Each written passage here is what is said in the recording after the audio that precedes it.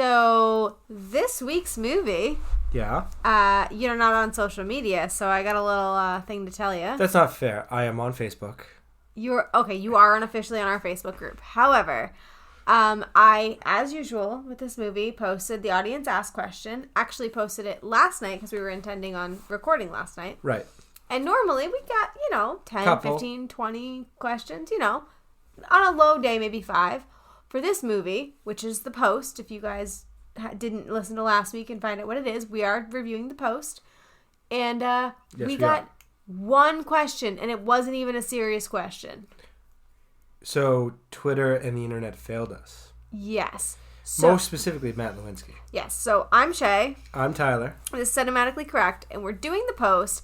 And on top of Twitter pretty much seeming like they either hate the movie or they literally haven't seen it, I've looked into Reddit, and they also seem to hate the movie, from what I'm reading. Which I don't understand.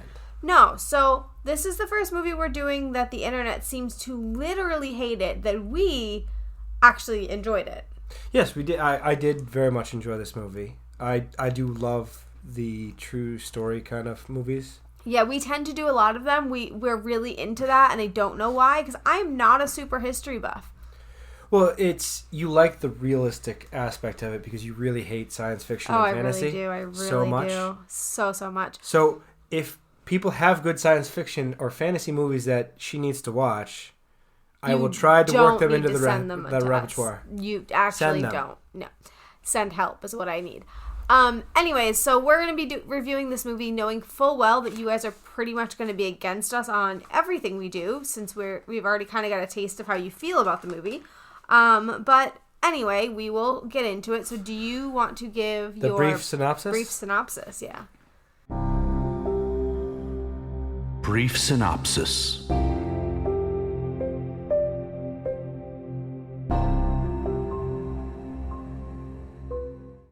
I can try. So, movie starts off in Vietnam, in the war. Spoilers: America doesn't really win. So it's about a guy that is sent to Vietnam to record what's going on for posterity, essentially, and do like an intellectual study. Ellsberg, we're talking about Daniel Ellsberg. Yes, Ellsberg. Okay. He goes back and he settles an argument between the Secretary of State and a general, I believe, on Air Force One. This is brief, darling, brief. About how the Vietnam War doesn't go well. He steals a bunch of classified documents, gives them to journalists. The journalists publish them. And that's the movie. So, okay. So this is the first time that I actually don't agree with your brief synopsis. Okay. I actually think the brief synopsis you gave is a brief synopsis of the true story. But the movie itself was really about Meryl Streep and her basically coming into terms with her position at the Post from being a housewife who really didn't have much power or really responsibilities. And actually, she was totally okay with that. Or respect at all. Like, right. No one and then after her husband seriously. Passed away, committed suicide, but passed away, the movie is really about her kind of establishing her role in a place where people did not respect women and learning how to be a woman in power. I mean, you mean the 1960s and 70s? Yeah, but that really was what the movie was about. I mean, yes, the whole true story part of it with the Pentagon Papers and all of that was happening, but it was really focused on her. I think it was focused on her and Tom Hanks in the really deeper ties that a lot of journalists have to the people in power, because they're the ones that are always there. So they form bonds and friendships, but it's not really a friendship in the traditional sense, because you're using them as a source for your news articles and they're using you to get their positive spin out there. So it's kind of like a give and take, who has the upper hand relationship almost. Right. No, I get that. It's made me think of something that you wouldn't understand, so I'm not going to bring that up. But Oh, no, do tell.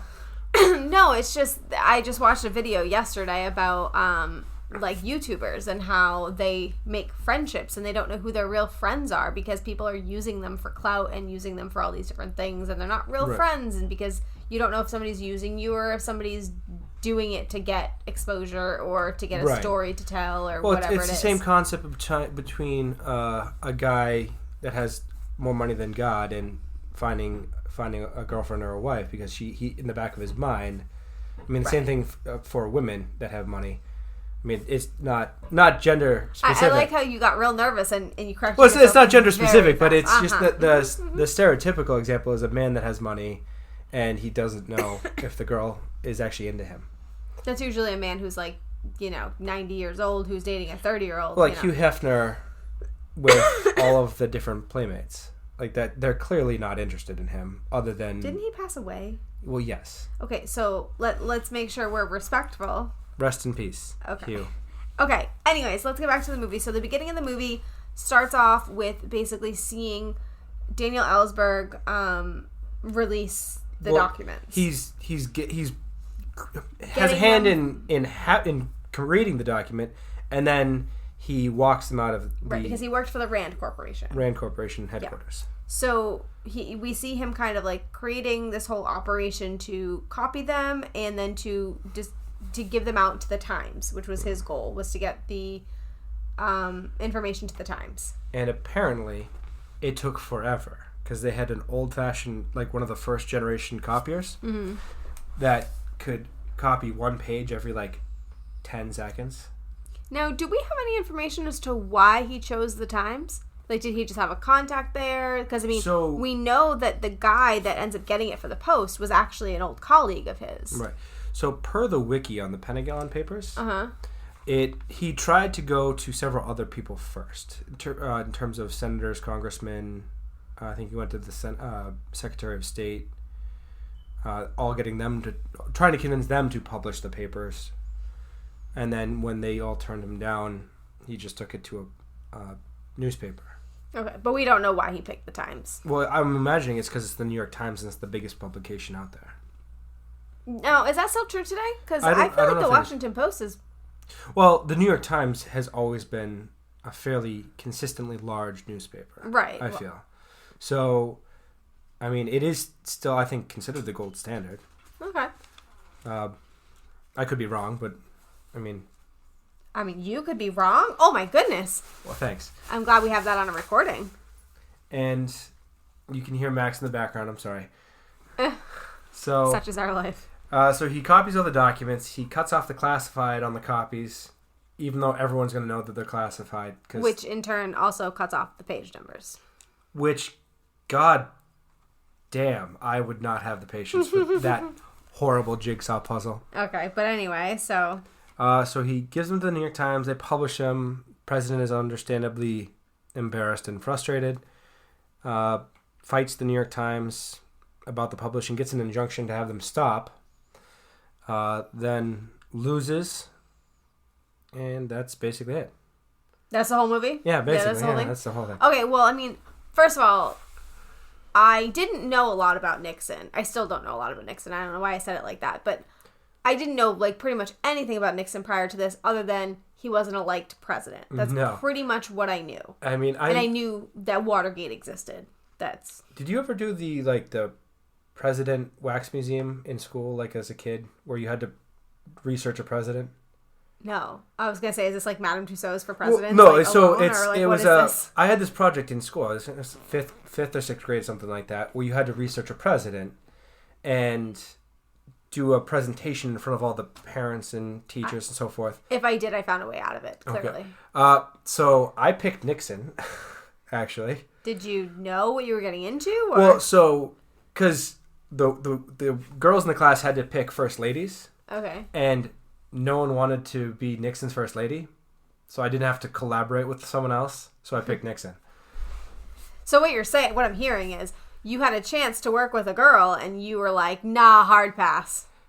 I had a chance to have to trust my grade to someone else, and I said, no, I'm all set with that. I'll do it myself. I'm starting to question some things, but okay, anyway. Wow. All right. So I did know some about Nixon, but that's quite a few years ago, and most of it is lost to the time of passage of time. He's not a very nice guy. No, he's not, but... Definitely a dick.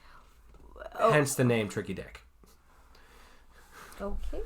So, Anyways, what I was going to say was, in real life, apparently, he was not actually upset that these papers are going to be published. He was actually going to allow them to go into publication, but he decided to go forward with the injunction instead because he was trying to protect people like Lyndon B. Johnson. And also, Kissinger told him that he should block the papers because he was afraid that this would set a precedent for future secrets. all the horrible things that he actually did do?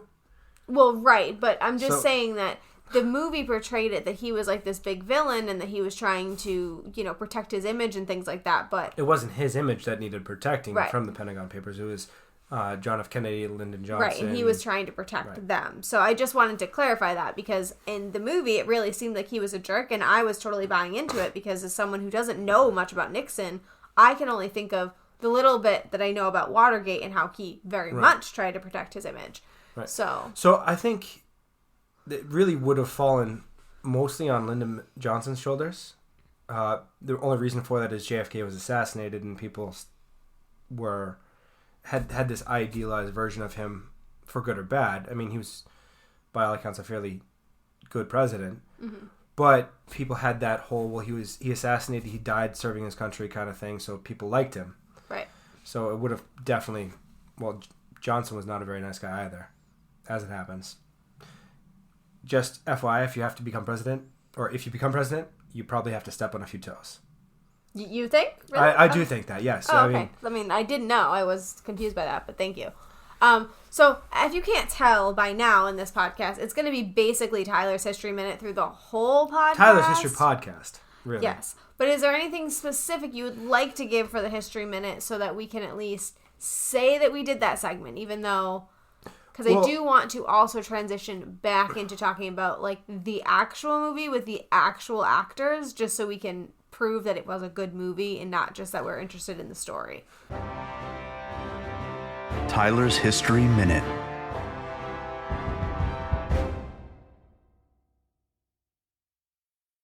So, one of the things that's not related to this podcast at all is the interview, or not the interview, but the debate between Nixon and John F. Kennedy. Okay. So they were both running for president, for the nominee, or for president, and they had a debate. And it was the first televised debate, and they played the debate on the radio and on the television. And people that heard the debate on radio, without watching the TV, thought that Nixon had won. But because people were seeing the TV and seeing Nixon sweating on stage in front of all the lights and the cameras, they thought that John F. Kennedy won convincingly. So it was kind of a weird kind of thing where you now had to care about your image, not just what you're saying. No, I definitely feel like that's definitely how it is now. You definitely need to care about your image because, I mean... Well, thank God we don't have a camera for the podcast. Can I just say that? Oh my God, yeah, I mean... I'm in gym shorts and a t-shirt. One thing, he doesn't wear pants, so... I'm wearing pants. I'm wearing gym shorts. How dare you? And the hair. I mean, that hair. Oh, let it go. You should probably let your hair go. But anyway, so we should probably talk about the actual movie just because I feel like what a lot of people are going to say is you didn't care about the movie. You liked to learn about the background, which is not true. So, I mean, obviously the first thing that we need to talk about is Tom Hanks and Meryl Streep because... That was the main reason I wanted to see this movie. I mean, if I'm going to be honest, that was a huge draw for me, too. When I saw the trailer, it's Meryl Streep, Tom Hanks, how do you go wrong? Well, right, and I believe this was the first movie that they actually acted together. There was a few movies that I think they had, like, supporting roles, but not a main character roles together. How have we been cheated up to this point? Because, really, they needed to be in all of the movies together. Right. Well, so a big complaint, though, that the internet is having that I feel like we should discuss is they feel Tom Hanks wasn't convincing as the newspaper... I don't know if he was the editor or what he was, but... He was the editor-in-chief or something like that. Yeah, they were saying that he was too nice of a guy, that it's just not convincing that he would be like a hard ass. He was definitely a man of conviction in this movie. So, I mean, I kind of agree that it's hard for me to see past the fact that Tom Hanks is the nicest man on the entire planet. I mean, Tom Hanks is Tom Hanks. But if you put that aside, he was very idealistic in terms of his idealized version of what the press means to society is all that matters. Well, I mean, I also agree with that. Well, so. right. I mean, it's a valid thing that a free and fair press is a cornerstone of democracy, which is why the founding fathers put it in the first rule. Oh God, no more history. I'm sorry, it's important. Anyway, so there's actually a Tom Hanks book, by the way, that I learned about on another podcast, but it's like art people did based on Tom Hanks. I'm actually curious to look and see if there's like something from this movie in that book, because I'm just curious. Interesting. Did they write it on a typewriter? No, but Tom Hanks would have loved that. He probably would have written that into the contract if they had asked him. Yeah, that was like my favorite quote from Tom Hanks about this movie. Did you see the quote that he said? Oh, he collects typewriters and he stole one or he took one. Well, he said to the prop department that he's either going to buy it or steal it. You choose. Right. I mean, which I love that because I can totally see him doing. I did not know he collected antique typewriters. I did know that because it was, I think, part of Catch Me If You Can, because they also had typewriters on set because Haven't seen it. You've never seen Catch Me If You Can? No. All right. Add it to the list because they were typing things on old time typewriters to commit check fraud. Okay. So I think he took a couple of those as well. He's wonderful. But anyway, Meryl Streep. Meryl Streep, fantastic. I mean, she's always fantastic. I don't think I've ever seen a movie where she was bad. No, me neither. I mean, granted, I don't think I've seen all that many Meryl Streep movies, which I feel like I need to fix that because I mean, I've only seen The a Iron few. Lady. I hadn't even heard of it before I was researching this movie, so I mean, I'd seen the trailer for it. I haven't seen it, but apparently she's very good in that as well. I mean, what is she not good in? Well, right. I mean, she is perfect in everything. Right. So the big complaint about her and her acting is the conversation that she has with her daughter, Allison Brie. Okay. In the bedroom, they say that scene is way too overacted and too on the nose. So I actually appreciated that scene because it kind of gave me a little bit more understanding. It humanized her. She wasn't just a owner of a newspaper. Yes. So, I mean, I'll say that the one thing I've noticed that the biggest critiques of this movie is that people felt that it was too, like, spelled out for you. But as for somebody who didn't really have a background in this and didn't really know what the story was and all of that, I kind of appreciated a little bit more like explanation. And yeah, sometimes they did kind of hammer it home, but there were, with one major exception, I did appreciate that they did that because I didn't really understand what was going on. Right. I didn't have a whole lot of an understanding of the Pentagon Papers either. I mean, I'd heard about the Pentagon Papers, but only that somebody released classified documents. I mean, I didn't really look into it. But that's kind of the nature of a news documentary, or like a documentary about a newspaper, because that's what they do, is they follow down leads, and that's... Right. I mean, Spotlight was very much the same way. Right. Well, most people were saying that Spotlight was wasn't as predictable, which I don't really know what predictable means in a situation like this. Like, you know the ending of the story, so I mean, what do you mean by predictable? I mean, the Spotlight scandal was all over the newspapers for forever. Right, but we're also from Boston, so maybe if you're... Fair. But I think it was very similar. I mean, I didn't find it too heavy-handed at all. Yeah, with that one major exception. You have to know what I'm talking about, because that was just... I was just like, really? Like, that's not even... Which exception? When Meryl Streep is leaving the courthouse, and she just happens to see all women. I know I said something when it came up. Yeah. That was a bit much. I was a little bit like, okay, we got it. It's a feminist movie. There's a feminist arc. I've gotten it. Thank you. That was a bit much. That wasn't anything to do with setting down the what happened. Well, I think it was supposed to be... Spoon-feeding you. It was supposed to be kind of saying, like, see, she's now being accepted and appreciated by women. She's idolized because of taking the spot of power, and women are like, oh, I want to be like you. Like, I will give you that. That was a bit like, I think that's different than the laying out everything in, like, here's the next piece of...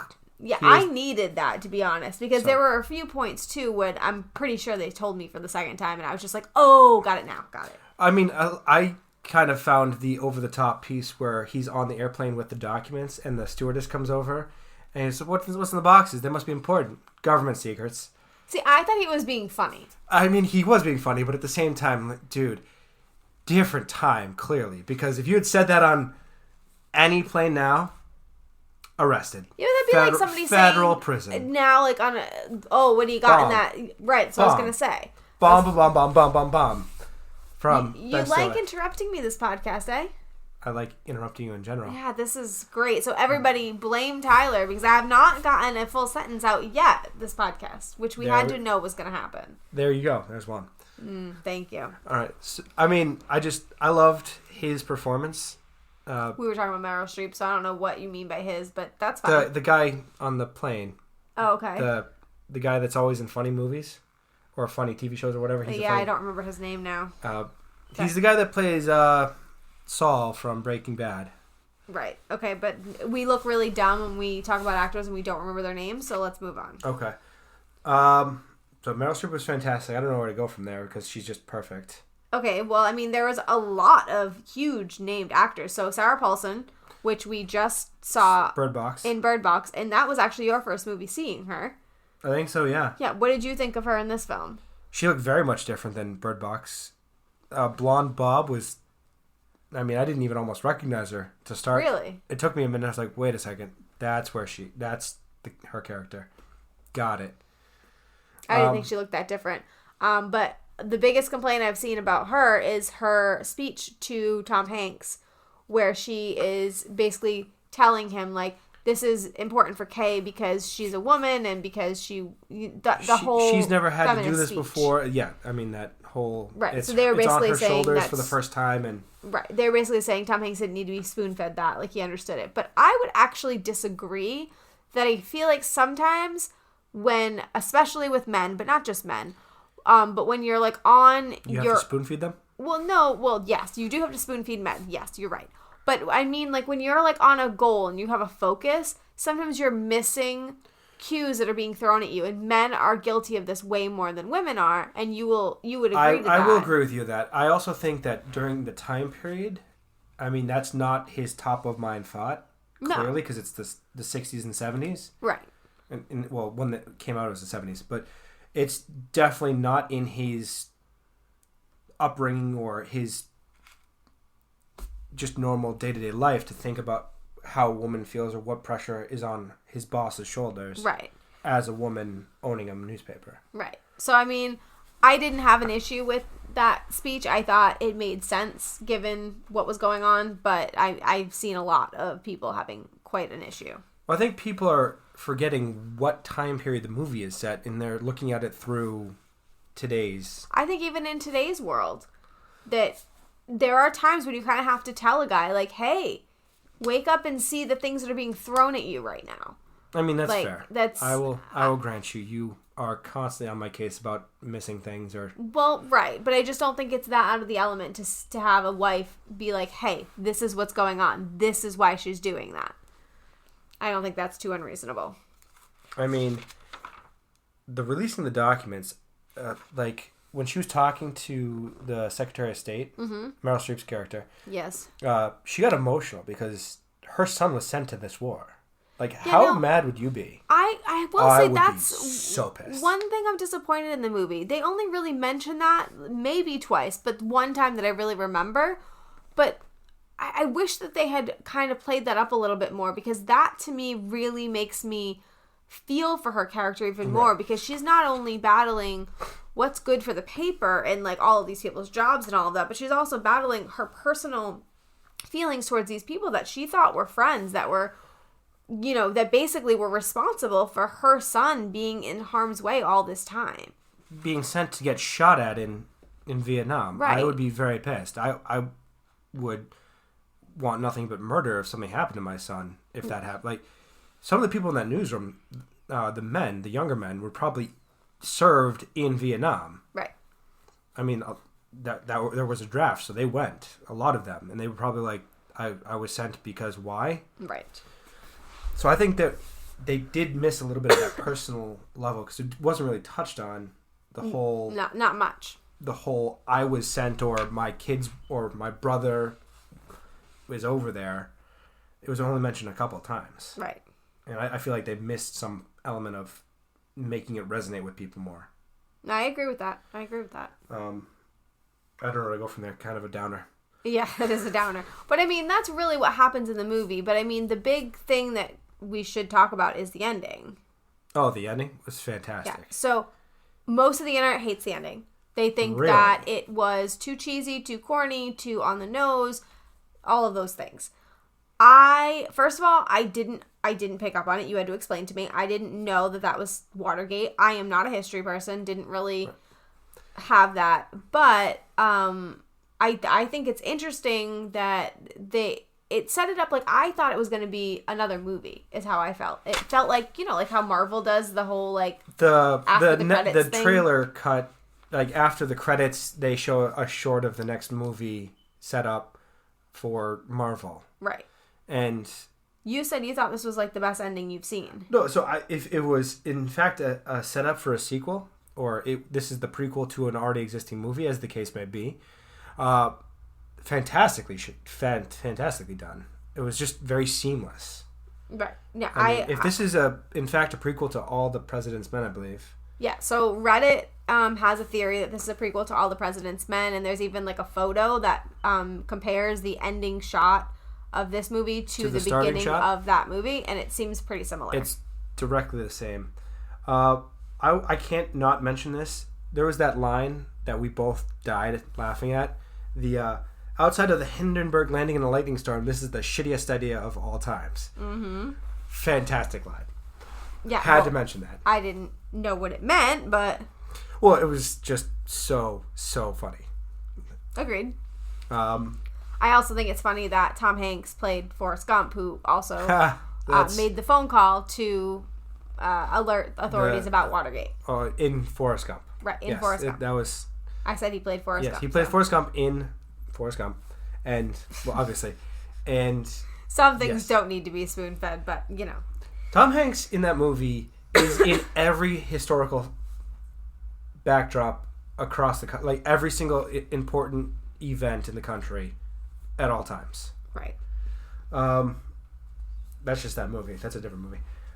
I found this movie very tense and not overly extended. So there are certain movies we've watched in the past where it felt like it was drawn out. Right. Way longer than it should have been for the material that they had to work with. This did not feel like that, even though it was one singular event. At no point was I like, well, they didn't really need to add that scene. Yeah, no, they actually didn't really put in a lot of filler from what I saw. If anything, I felt like they needed to build up the characters a little bit more. Right. Just because there were a lot of points. I mean, like, especially the supporting cast, like, they didn't really get a lot of screen time. I mean, Sarah Paulson really didn't. What's that guy's name? The really funny one that's in the newsroom. I can't remember his name. But there's a comedian in the newsroom that I was really shocked to even see in this movie. But he didn't get a lot of screen time. Alison Brie didn't get a lot of screen time. Right. There's a lot of people. So I wish that they kind of played up those characters a little bit more just so we had that understanding. Well, just a little bit more of a personal element rather than just seeing them one-dimensionally in terms of this is the one focus for the movie. Right. Humanizing all of the characters a little bit more and sanding off some of the edges. Right. I agree with that. Do you have anything else you want to say about the actual movie? I think that's basically it. Okay, so the one thing I wanted to mention about the true story, because we are getting close to the end, is Daniel Ellsberg. He was accused and I think convicted of being in violation of the 1917 Espionage Act. No, he was sent to trial, and the judge declared a mistrial, I believe, or he... Well, I don't know exactly the wording, what happened, but anyways... He was facing 115 years in prison. And I mean, what came out is that the government officials had illegally broken into his psychiatrist's office. They were looking to find something to prove that he was mentally unstable. I'm assuming they were doing that to say, oh, this leak of papers isn't real, it's not true, this guy's crazy, like, whatever. But they couldn't find anything. And then they also found out that the FBI had illegally wiretapped him without a court order. So because of all those things, the charges were dropped on him. I think they also tried to bribe the judge in front of in the case too with a promotion. Oh, okay. See, I didn't read that part, but I just thought it was interesting that he was able to get away with it. I don't actually like the one thing that I can think of leaking information in our time period would be Snowden. And honestly, I don't know whatever happened. Like he left the country, and then I don't know anything beyond that. So I mean, well, there were a few others, but we can't really get into that on top of it because we don't have a whole lot of time. I do have a couple of random Tyler facts to throw in there. Okay, we'll rapid fire them. The rapid fire trivia for no discernible purpose or reason. Ben Bradley Jr. was in Spotlight. Yes, he was. And Ben Bradley Jr. is Ben Bradley's, which son. is the person who Tom Hanks plays son. in this movie. Yes. Son. Just because you can't just say that. So Ben Bradley is Tom Hanks, and then Ben Bradley Jr. is apparently one of the editors for the Boston Globe and Spotlight. Steven Spielberg and Ben Bradley were actually neighbors on Long Island. Oh, interesting. This is voted National Board of Review Best Film of 2017. I bet you the internet very much disagrees. Well, the internet can go pound sand. The original documents were used as props in those scenes. So they weren't actual just copies of those were actual the documents that were released. Now, also to add to that, the actual documents are now have been declassified and they are now available to read online as of 2011. Yes. So yes, they are there. I mean, so if you want to read like reading 7,000 pages, I mean, there you go. They're there. I mean, it's a box worth of paper, several boxes worth of paper. Like that's insane. Bradley Whitford was in 2 Academy Award nominated movies in 2017. Oh, really? What was the other one? It was this one and Get Out. Oh, okay. Where he's the creepy dad. I did like Get Out. I don't think we did it on the podcast, but we did not. No, we just watched it for fun. We occasionally do that. Something new and different for us. Right? Right. I think that's basically it. That wraps it up. We already mentioned the typewriters. Yeah, so I mean, I did want to mention there was another movie in 2017 that came out that was about this stuff. The Man Who Brought Down the White House. It was by Landsman, was the director. Came out in 2017, and it was about the Watergate scandal. And then I just really thought this was funny, even though we don't talk about politics on this. We try to. Steven Spielberg found irony in flipped numbers between 1971 and 2017. He thought it was symbolic of the pendulum swinging back all the way to Nixon from Trump. So I just thought it was funny that he said that. I mean, in all honesty, history always repeats itself because the Vietnam War parallels Afghanistan and Iraq for a lot of different ways. Yeah. Not to get political, but it's just one of those things where... Yeah, I mean, if we wanted to get political, there are a lot of parallels in this movie to real life, which is why Steven Spielberg wanted it to come out as quickly as he did. This was actually one of his quickest movies. It only had a 9-month period of time that it took to get Start to finish, yeah. So I mean, he filmed this after Ready Player One, and this movie came out before Ready Player One, which is kind of crazy. Right. So, I mean, regardless, we can't really get into that, but regardless, it was... there's a lot of things that I think resonates with us right now. But anyway, so I think we're done. We do have other facts, but I'm sure that I have it'll to pop save up a couple because... Yeah, it'll come up in Tyler's Trivia Tuesday, and there will be some stuff we'll probably post throughout the week, I'm sure. Right. So... we do have to rate the movie. Oh, right. Reviews.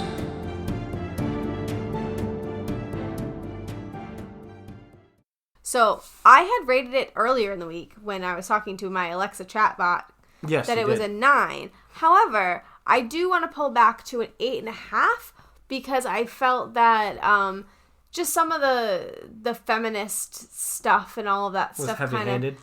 Just a little bit, not a lot, just a little bit. So I took it down half a point. I'll give it an 8.75.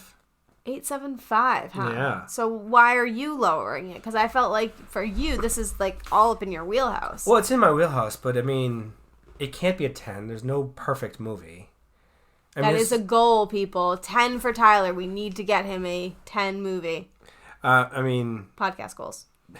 You can try. If I didn't rate It's a Wonderful Life 10, ain't nothing gonna happen. All right, well, that's your mission, people. So, I mean... there are times where I felt like they could have gone into more depth, and it was in certain places I was a little bit lost as to why they were doing it that way and why they were having the argument. Okay. But overall, it was an interesting movie because I love history. It was a perfectly cast movie. I mean, every person, even the people that previously had been in funny roles, killed it. I mean, there were funny parts to it, and they had the comedic chops, but it was killed it. 8.75. I can't not give it at least. Okay. Great. Lovely. Yeah. Thank you for the 20-minute thing after we're already over time. My goodness. Let it go. Anyways, Rotten Tomatoes didn't give it as good. I think it was like an 83% on Rotten Tomatoes. So, I mean, take that or leave it. We already said the internet hates this movie, but... Internet is wrong, right, as usual. So next week's movie is The Sting. A lot of you guys had told us to watch that after we had reviewed the quiz show. So we put it on the list as something to do. I will say this month is kind of full of drama type true story movies. Very much history related. Yeah, not intentional, just kind of happened that way.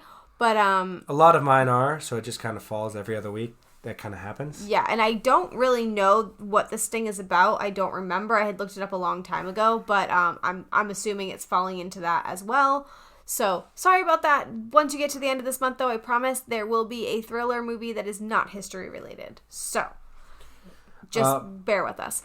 So, anyways, find us on Facebook, Twitter, all of those places. Yes, we Cinematically Correct listener group. We're there Saturdays, Tuesdays, and we post on Wednesdays, and I try very hard to post as many times as I can throughout the week to give you guys extra content. I post occasionally in the comments, not very much. Yeah, you might find Rogue Tyler here and there. And then we're also on Twitter at CinematicallyC. You can tweet to us and let us know what you're thinking, anything like that. We just got a tweet this past week from a listener asking us to go shovel sledding and record it. So that might happen. Which we are going to do on one of the Saturdays at some point. When we get snow, which we have not gotten yet in Massachusetts, but when we do, that will happen because you guys asked us to. This weekend for playoffs, hopefully. Hopefully. So anyways, if you guys tweet us things, we will do them. So I guess that's it. I want to thank Jake at This Music for our intro and outro music. And hopefully you guys enjoyed the bumpers this week, and I'll see you next week. Yeah.